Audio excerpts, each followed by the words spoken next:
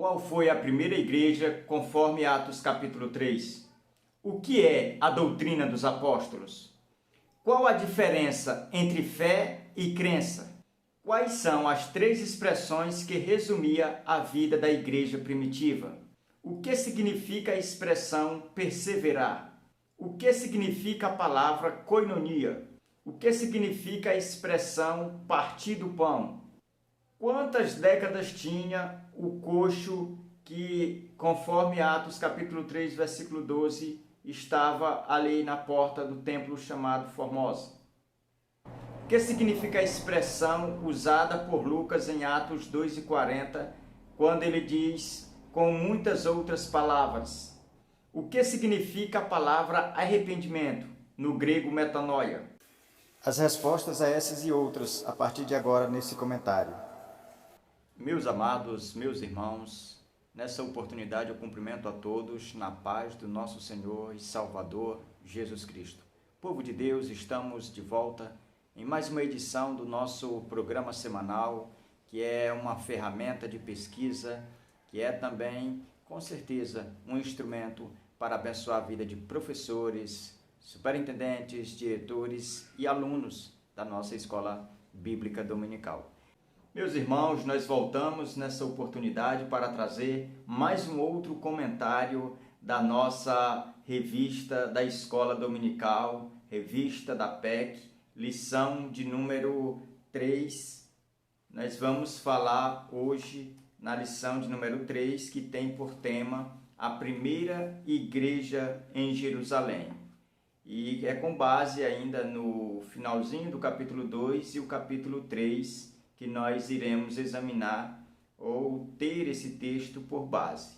E já antes de iniciarmos a nossa introdução, eu quero só lhe convidar para você acompanhar juntamente comigo o nosso textuário, que se encontra em Atos 2:42. É um versículo bem conhecido da igreja, dos muitos leitores da Bíblia, que diz assim: e perseveravam na doutrina dos apóstolos, e na comunhão, no partir do pão e nas orações. Acompanhe comigo a verdade prática. Em Atos encontramos o plano de Deus para a igreja: pregar o evangelho até os confins da terra no poder do Espírito Santo. Antes de nós passarmos a nossa introdução, eu faço um convite a você e peço a você que estenda também essa atitude de levar diante da sua classe os objetivos da nossa revista. Nós temos, como de costume, 3 objetivos para serem aplicados na sala de aula, para serem trabalhados com os alunos. O primeiro objetivo diz incentivar a pregação do Evangelho de Jesus. O segundo objetivo da nossa lição: descrever algumas marcas da igreja primitiva. Terceiro objetivo: encorajar a prática da vida de comunhão da igreja em Atos. Agora nós iremos passar para a nossa introdução. E como é bem pequena, eu te convido a acompanhar comigo essa leitura para que nós possamos tecer um comentário com base nessa introdução que nos diz: antes de mostrar no capítulo 3, primeiro de muitos milagres realizados em o nome de Jesus e no poder do Espírito Santo, o livro de Atos nos mostra o grande crescimento da igreja, como viviam os novos convertidos.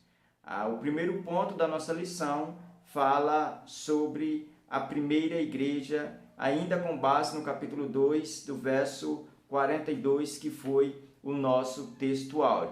Então, meus irmãos, a nossa introdução, ela nos mostra, antes de adentrar o capítulo 3, antes de revelar o primeiro milagre que a igreja primitiva fez, ela traz para nós algumas informações de como era o viver diário da igreja primitiva, como se comportava os primeiros crentes, como é que era o comportamento dos convertidos nos tempos apostólicos. Tudo isso a gente vai ver a partir de agora nesta aula. E eu te convido a ficar comigo até o final, para que você, ao findar esta videoaula, você saia bem informado acerca desse assunto e assim possa abençoar a vida dos seus alunos, e você que é aluno vai mais inteirado para compartilhar aí o seu aprendizado com a classe. O primeiro ponto, a primeira igreja, ela traz uma pequena introdução, e essa introdução eu achei muito importante aqui e eu quero ler juntamente com você, que diz assim: a igreja já existia no coração de Deus, mas é aqui no dia de Pentecoste que ela recebe poder do alto para mudar a história. Perceba que a igreja, antes da fundação do mundo, antes da criação do mundo, a igreja ela já existia no coração de Deus, mas a sua inauguração foi após a ascensão de Jesus. 10 dias depois que Jesus é assunto aos céus, é a inauguração da igreja, com a descida do Espírito Santo. O Espírito Santo de Deus, que é o revestimento de poder prometido por Cristo, ele desce sobre os discípulos ali no cenáculo e ali dá-se início agora. A igreja é inaugurada, a igreja que agora vai seguir em passos triunfantes, rumo a cumprir a missão estabelecida por Jesus. Ela vai continuar essa missão com esse revestimento, com a ajuda do Espírito Santo. E o nosso primeiro tópico aqui vai trazer algumas, vamos dizer, expressões que a igreja primitiva tinha, que nós encontramos todas elas aqui no nosso textuário. E a primeira que nós encontramos é que era uma igreja que perseverava na doutrina dos apóstolos. E a pergunta é: qual era a doutrina dos apóstolos? É os ensinamentos de Jesus, pois os apóstolos eles eram responsáveis por ser guardiã desses ensinamentos, dessa doutrina. E Jesus, ele deixou um id imperativo para os seus discípulos, para os seus seguidores, dizendo que eles fossem pregando e ensinando tudo aquilo que eles tinham aprendido. Então essa é a doutrina dos apóstolos, é os ensinamentos que eles receberam de Jesus. E, em outras palavras, nós podemos afirmar que essa é a mensagem do Evangelho, que essa doutrina dos apóstolos é as boas novas de salvação, que essa doutrina dos apóstolos é o Evangelho que traz vida àquele que está morto, àquele que está perdido. Se ele se arrepender, aceitar essa doutrina, ele ganha vida, ele nasce diante de Deus, ele é regenerado, ele é transformado. Então, a primeira expressão da igreja primitiva, ela era marcada porque ela perseverava na doutrina. E o que a gente vê nos dias atuais é pessoas menosprezando as doutrinas dos apóstolos, é as pessoas menosprezando essas doutrinas. A gente percebe isso no nosso dia a dia, nas nossas igrejas, quando é culto de doutrina ou culto de ensino, como escola bíblica. O número de pessoas que aparece é a minoria, é o dízimo da igreja que aparece, porque não estão dando lugar a essa doutrina, não estão perseverando nessa doutrina. Segunda expressão, acompanhe comigo, tópico de número 2, fala sobre essa segunda expressão da igreja primitiva, que para nós é algo que nós precisamos nos nossos dias. Nós precisamos aprender com esta igreja. Segundo diz, perseveravam na comunhão.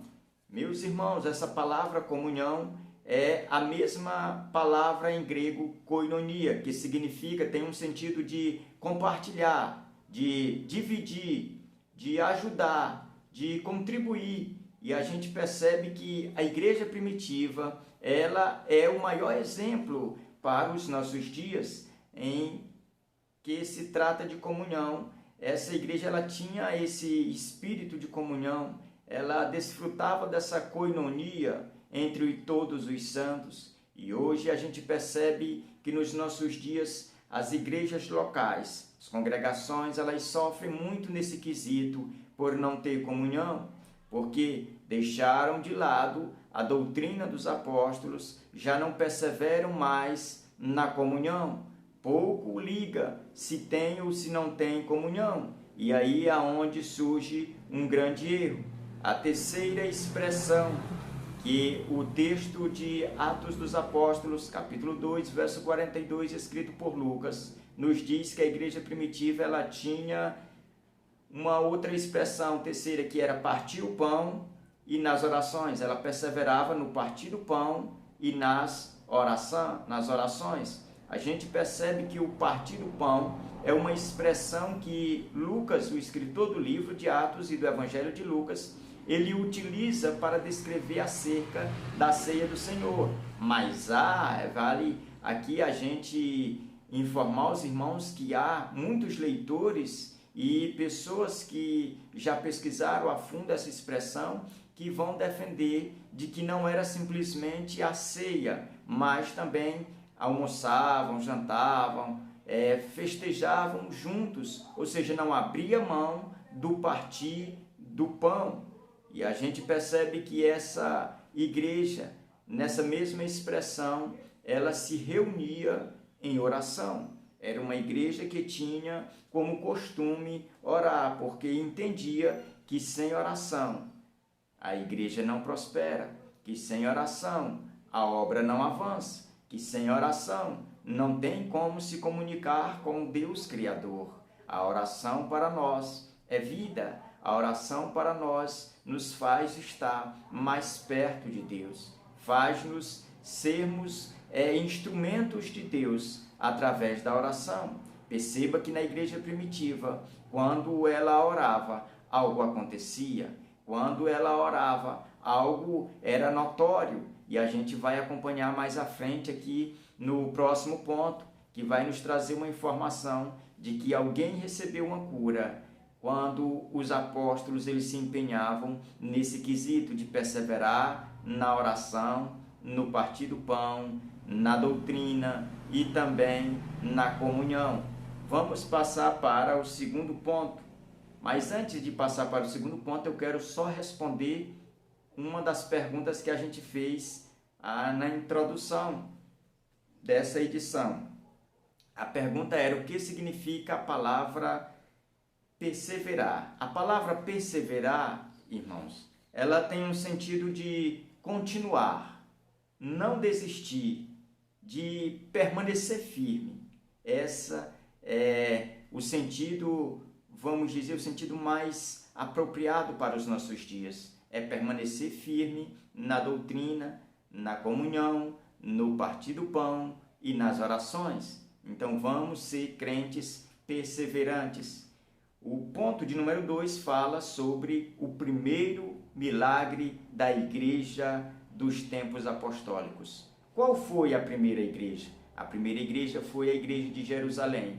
Qual foi o primeiro milagre? Foi a cura de um homem coxo, que já há mais de 4 décadas, mais de 40 anos, vivia naquela situação, era coxo, não tinha como andar, então ele vivia deitado sobre a maca, ali pedindo esmola, diante de uma porta que era toda de bronze, por isso o nome Formosa, e ele vivia ali naquelas redondezas, pedindo esmolas. Mas um dia algo diferente acontece, ele estende as suas mãos, pedindo esmola a alguém, mas esse alguém que ele está pedindo é alguém que tem mais do que ouro, é alguém que não tem ouro, mas tem algo que é mais precioso, algo que era necessário para aquele homem. Ele tinha autoridade no nome de Jesus, e ali ele faz uso dessa autoridade. Aquele homem ele torna a andar, aquele homem ele torna a ficar de pé, ele agora sai alegre, contente, e vai para o templo junto com os apóstolos adorar e agradecer a Deus. Então a gente percebe diante desse texto, diante desse primeiro milagre, que a igreja de Jerusalém, ela realiza esse milagre não nos seus méritos, mas no nome de Jesus. O primeiro tópico fala que era um coxo conhecido, já há muitos anos ali, todos o conheciam, todos que iam ao templo já tinham conhecimento daquele homem, porque aquele ponto de pedir esmola era fixo, era só ele que ali ficava, então ele era uma pessoa bem conhecido. O segundo tópico desse segundo ponto fala uma cura notória. Perceba que foi uma cura que todos perceberam. Quando o homem ele é curado, ele se alegra, segue a João e Pedro, Pedro e João, e entra no templo para orar. E quando eles estão entrando, que estão lá dentro do templo, as pessoas olham e reconhecem que aquele homem há mais de 4 décadas estava em cima de uma cama pedindo esmola, mas quando vê, eles ficam admirados. E perceba, deixa eu fazer destaque aqui a um detalhe. Depois da cura desse homem, isso só gerou ganhos positivos para a igreja primitiva, para a igreja de Jerusalém. Sabe por quê? Porque depois da cura desse homem, 5.000 pessoas foi o número que fazia parte daquela igreja.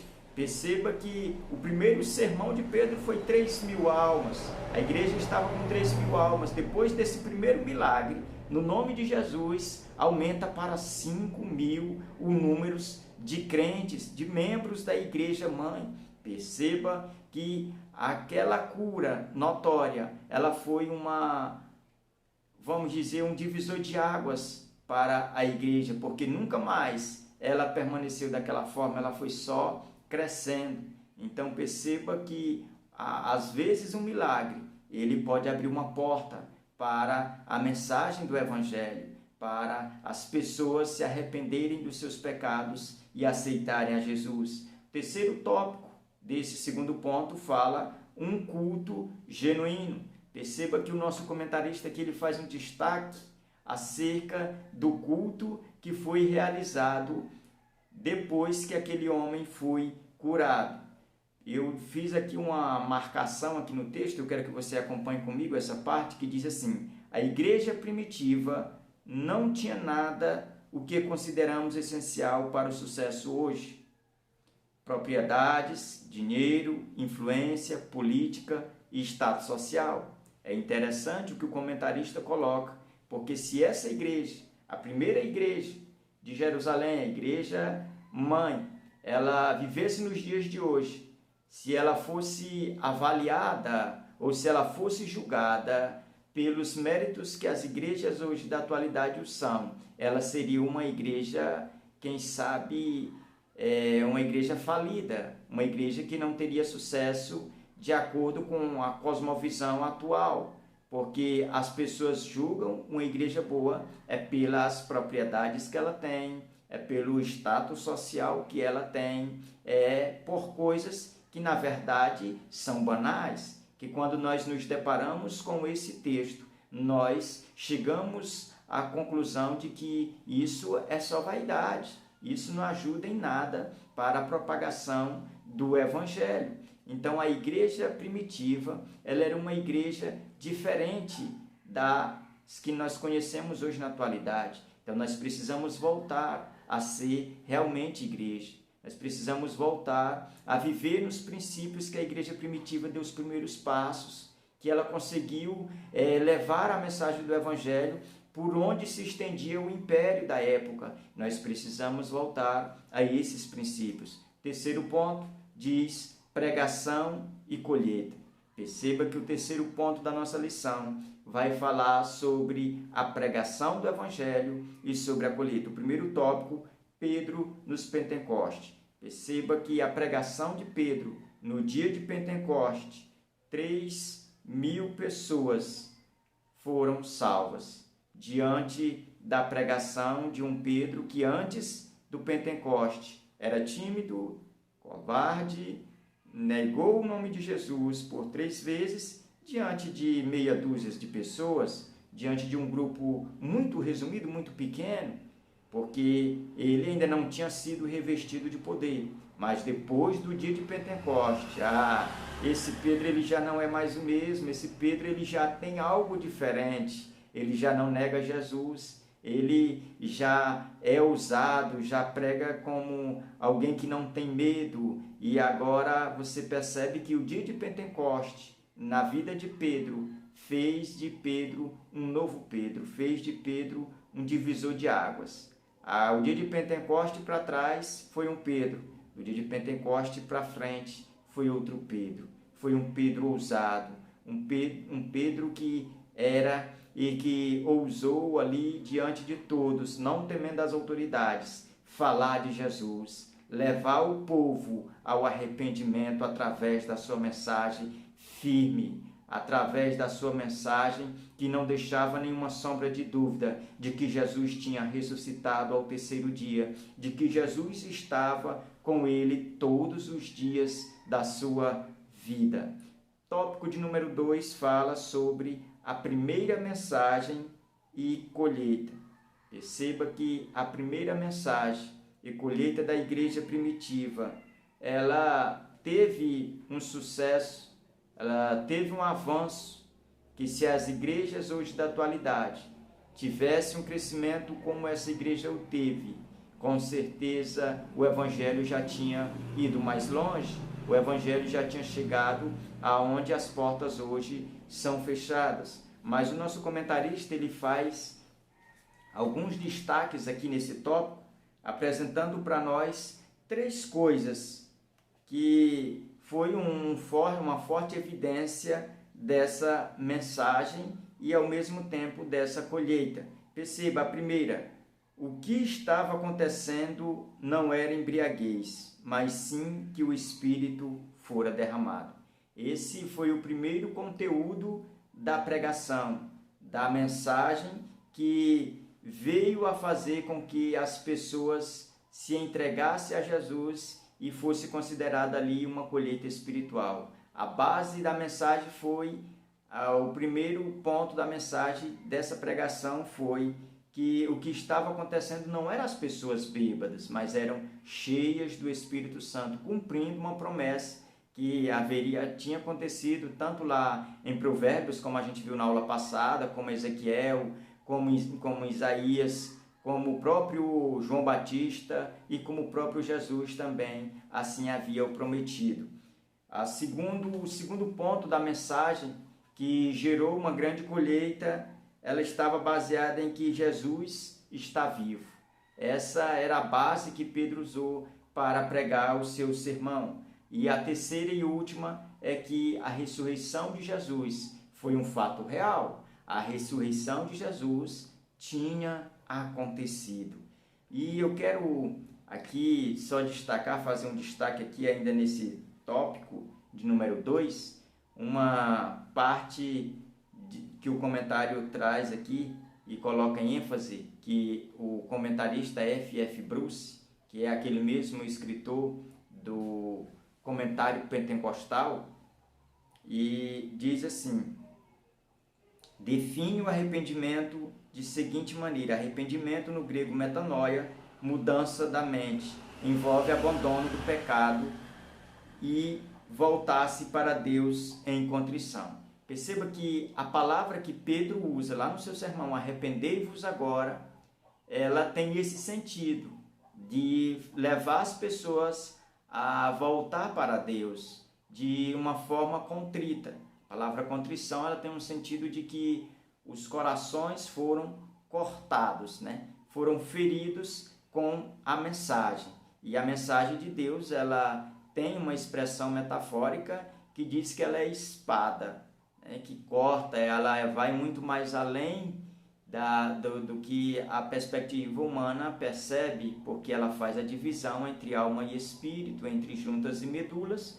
Então a palavra de Deus, ela entra no homem, no coração, e ela faz com que as pessoas se compungissem, ou que as pessoas tivessem o coração contrito, começassem a chorar, começassem a se arrepender dos seus maus caminhos, porque estavam perdidos no pecado. E aceitando a Jesus, elas têm o coração contrito e se tornam assim novas criaturas. O terceiro tópico fala a segunda pregação e colheita.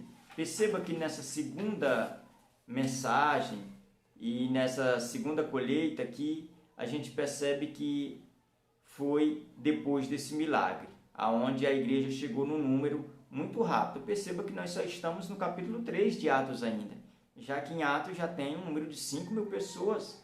A igreja está crescendo a tal ponto que quando a gente chegar no capítulo 8, já vai ser um número incontável, já não vai ter mais como contar o crescimento, a proporção que o Evangelho está crescendo ali aonde ele está sendo pregado. Então, meus irmãos, eu quero concluir aqui trazendo para você a nossa aplicação pessoal que diz: a espiritualidade viva e alegre dos primeiros cristãos, cheios do Espírito Santo, sua profunda comunhão uns com os outros e o seu amor contagiante impactou aquela sociedade. O mesmo deve acontecer conosco hoje. Perceba que nós precisamos imprimir essas expressões da igreja em nós, da igreja primitiva em nós, nos nossos dias e também nas gerações futuras. É responsabilidade nossa de sermos guardiões da doutrina dos apóstolos, da doutrina que gera vida e vida eterna. Que Deus abençoe. Fique na paz do Senhor. Meus irmãos, antes de ir, eu quero só deixar um recado, dizer que aqui embaixo, na descrição, a gente sempre deixa disponível a lição que foi comentada. No caso, a lição 3 vai estar aqui em PDF. Você pode entrar aqui na descrição e também baixar e estudar ou colocar, quem sabe, no seu computador, no seu smartphone e estudar e com certeza ir bem inteirado para a sua escola bíblica dominical. E lembrando a você que pela primeira vez está nesse canal, se inscreve, deixe seu like, compartilha, ativa aí o sininho para que todas as semanas, quando a gente gravar, você já seja informado pelo YouTube acerca dos novos vídeos. Lembrando aos irmãos que sempre que puderem, compartilhar esse vídeo, compartilha, e todas as semanas, em especial nas quinta-feira, nós estaremos aqui postando os vídeos das lições sequentes. Então, nessa oportunidade, eu quero agradecer a Deus e dizer a todos: fiquem na paz do Senhor. Amém.